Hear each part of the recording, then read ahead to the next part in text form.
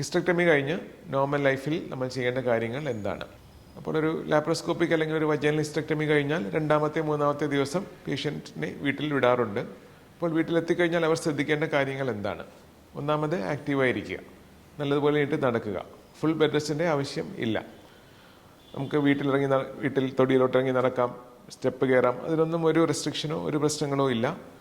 ഭക്ഷണം സാധാരണ കഴിക്കുന്ന ഭക്ഷണം കഴിക്കാം, പക്ഷേ ഹെവി ആയിട്ടുള്ള ഭക്ഷണം കഴിക്കരുത്. ഒരുപാട് സ്പൈസി അല്ലെങ്കിൽ ഒരുപാട് റിച്ച് ആയിട്ടുള്ള ഭക്ഷണം കഴിക്കരുത്. ലഘുവായിട്ടുള്ള ദഹിക്കാൻ എളുപ്പമുള്ള ഡയറ്റ് എടുക്കുക. നല്ലപോലെ വെള്ളം കുടിക്കുക. പിന്നെ മുറിവുകൾ പണ്ട് എപ്പോഴും പ്ലാസ്റ്റർ ഒട്ടിച്ച് വെക്കണം എന്നുള്ളൊരു ചിന്ത എല്ലാവർക്കും ഉണ്ടായിരുന്നു. പക്ഷേ അതിൻ്റെ ആവശ്യമില്ല.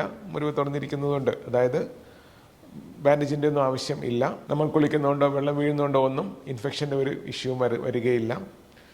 പിന്നെ ഡേയ്സ് കഴിയുന്തോറും നമ്മുടെ കോൺഫിഡൻസ് ഇൻക്രീസ് ചെയ്യും, വേദനയൊക്കെ കുറയും, മുറിവുകളൊക്കെ നല്ലപോലെ ഹീൽ ചെയ്യാൻ തുടങ്ങും. അപ്പോൾ അതനുസരിച്ച് നമ്മുടെ ആക്ടിവിറ്റി കൂട്ടുക. ആദ്യം 15 മിനിറ്റ് ഒരു ദിവസം നടക്കുന്നെങ്കിൽ അരമണിക്കൂറാക്കുക, പിന്നീട് പതുക്കെ 3/4 മണിക്കൂറാക്കുക. അപ്പോൾ all these things will help in your recovery. Thank you.